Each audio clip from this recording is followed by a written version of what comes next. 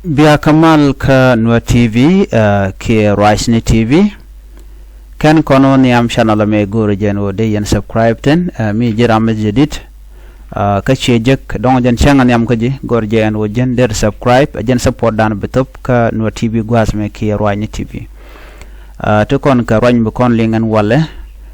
an wala shankaro ka faydich ron kina dangro wide jan dangro wide dich to kon ka roñ bu kon ko kon gwadame to kon ka roñ de jeti shop ka dioki ngwan bana ka kula linka jan larame jo nyam bana kwen kwi jane jangati te ka michi kana lat batunu ken babaka nywa yakel udeme wude shal ke pol nan kan wude den shal ke chol ton balok kan yal ke wuni jane nya ke wuni jane tite ka lwanka jang so lokan jang ka dupti gol so bana mandanan let kana gwadan bana jeling chala do kente ka midin mi kana latka ne kena konte la jang aka do brana chalat ke je goro dong de jelinga ne diala konte liang ka Thok Naath man bana kwen gwada me kan Nuer TV ke ken kwi jana titi wude me ana dong mi jiram kwi ke baga kwene wude me ala wude mene okay shwale Paul nang wud jani jaram dana la chief defense minister ke mene de intipinde wude me wud kel wude diana me bane aram kel ka jangba keneden kon tinna kanware jen shwale shwal ton balok ane roti kene dangrod kon kwa use kirme yadit ko banwer ba ka torture but ka jen jowo me cha tuoga no ka gwade dan me chikor me cha tuo ngai kon kore dan cha tuo ka unity me chi jejen bor la ter chong malaysia me cha o ken cha ko nang ka bom jang shu kan jien pankien mi shigi jieno chicken kore kana kabu ga hokin kan gano ka warap ku je shwal ka bienam an gwada mo shu kana bienam shu kana kap chana jenena na mo ko gwase dan to kama yom ka unity state me chi tuok chicken un dang ro ti ka kor ga me chicken ngaje no cha wuje mo chaje daka nore ke chaje kap shungana nore ulo jok me chicken lat kan un dang ro ti ka kor chicken wo the only solution dana ba provide ka din ka waya me ba yig mo ka mai ko bikan wer wayam bikan kula nyo ko mju ken jok kan din ka wayam panken tikan ga majority ne won okay but Paul nang kana wude me bishal ke chol ton ba loge ala nyirian kan warian ta da na din ka government ne ware ke ko kene ko nan ta to by the way kene ko nan la kwar didin tama kene den content military tape indian ne re content na kan ware so mbi alingene no kenyam nike gwade dan me kan kor me kan network chikona lingen wo wude me shala chol pol nanga che roi gwade dan e koinga majurten jene kane dialati tin lan wore me kon kele kame chi wude me nyoga gambo no okay chikandang ro ikana gam me chala wude me chikala no sha majur cha je bu konya kan wore kan ko connect so jene ku yen nan helicopter te weka nasser te weka wulang te weka lungashuk te ugon diala toto wanwer wa kana ti konen o chikana naga mena gad wanken ke so na mo jo mi chala de ne kene diti ne dangro tin kel ka tan weren kona met ka kel okay so pol nang me chala helicopter chaka jagre weka nasser siajenen che konak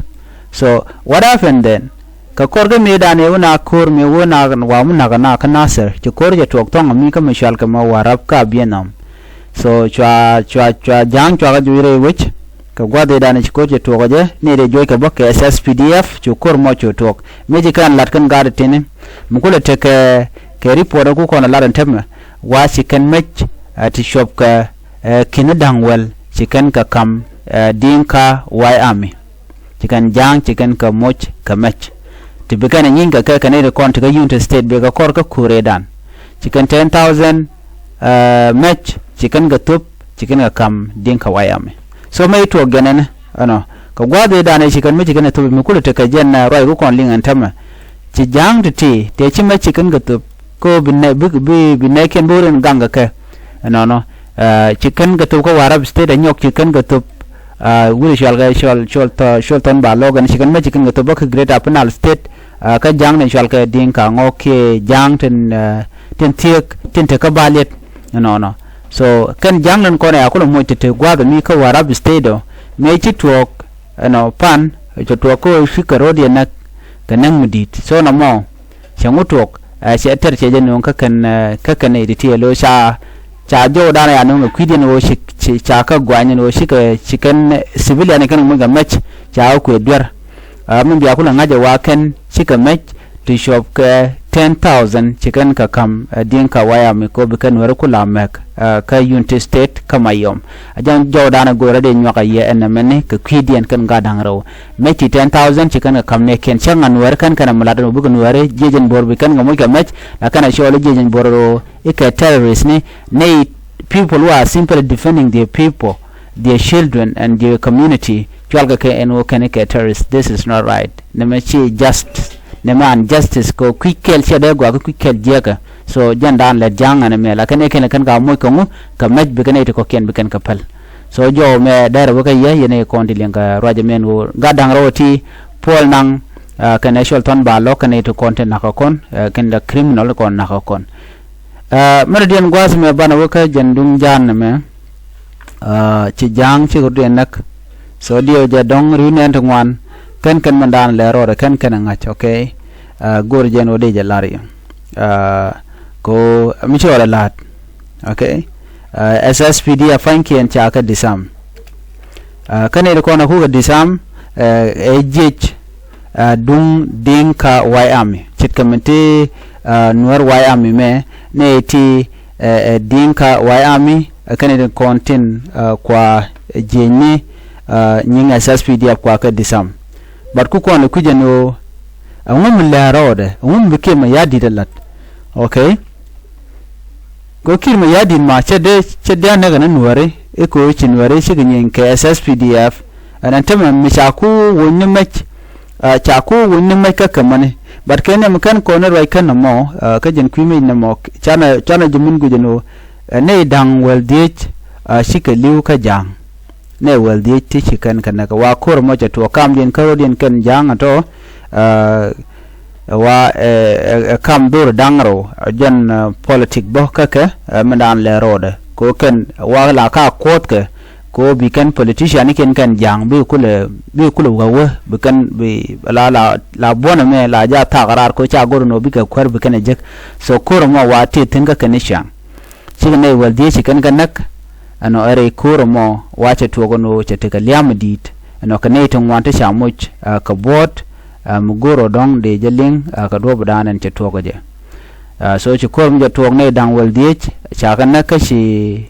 ka cha dul cha ka wang ka cha jibbo ni shoko jandang rawi ro cha ga jek ala ne jandang rawi ro ne chi ta ka bot okay ere kurmo so chi raja mo cha to ko chi jang ne tin karo din ka kwi politika so tango ndong cha ande ngaje no why ngum le na maro da ka jemoni but bi ngaje no kane diala ti la politician tin tilat kane kan diala wo bi community ni bi ka riak ko kane de kon kula benefit mite ko korm chitok big yik benefit ten by any mean so chikan dor ken kan ka wang jine cho wel di shi gluten ko mo ka jibon sho jandang ro video kam jana karodian kam jani na me okay so ne me akel mide yana ngach ka ta dana len ngaro din keje ko kane de ti shal ga ti jang al politic bokake alo shikan rodian shikarian nok bana kam ni ken so jem nenin mo ne wel di shakan nak re koromone kam din kan jang lero de non cheko longo ne men gode lari kwi SSPD badana sha disam SSPDF cha me ka cha ka kef okay ango kap ka me kamo tango longe randa raga ka ngana ka me keno me ken gane ti ne de kef ka okay kef ka ne ken kef ka dinka wayami chut kan ga pini wona tele ka tigeten so any country I mean any counties ka jang ai dare jang kien wa tikan kane de gang kane ken even ji ko tere a men ne ko kien chilu ka wawa so tiga ke Wyami shit kan Nuer mataka ga Nuer Wyami bariek janu gwada ne men ku kon le nen no kir mi yadit la bogo Nuer ko roden ajena kwale chole tribalism ke ajen en kir mi yadit arami tribalist mama che gul raini South Sudan ke liu no but go jen wo be power be ka point de kana janken kel ba ta me to ko che point janu kon la dinka Wyami gul kan siang gul kan jega bej so chicken SSPDF chicken disam gwamni wachi ga jian tanan convoy mace jian chicken udor mi chiga otin no wa mi chiga woyo katon chicken ujiga no ala gwam nan karam wato otin ko da lunyen jo wajen gwadan kwa binyur kadin kwa captain no chwa meken dia chwa nan ne chu welkel cha meken cha nan ne ken ki dinka Wyami so ne me ajendan shora lat ka ken winemi so bi anga jeno dinka tiken ke dinka Wyami okay so ne me akel mgorno de nyaa yekel cha meken sho welkel cha kap kaka dinka Wyami ken de ne SSPDF cha ga disam so ban mandan bukir mi yadi de ko lat bana jenen but kan nga jeno betelan balat ko kir ne targa de kan wore shi targa de shi ga janken so ne me jenana gore de lariya the last thing Nuer chana jalkel mi ci tegdu las ka jorlo ngazdu ne jor no la penny la bazi ka la widu la ja bade so ne ko na ngat ka jang no bi ka ne ke no jang chir ka mako kon Nuer me no dia yarum no kon mitem let kon ka kel dong milat ke la group work de ne jalat kel ki bon mi le ke de na let but mo na yo dori yo ko kon Nuer so chin Nuer si de ko chire mo ci jang che de ko so Nuer kan ko ro de non so ki mo Nuer jal na kel kon dial kel kon ci jor kon ci ko gur mitemi jeng mu le rodo kon la shunga la Nuer ne me dara jom mo ne dial kon li ngaro je me han biata mal ban jom den bye bye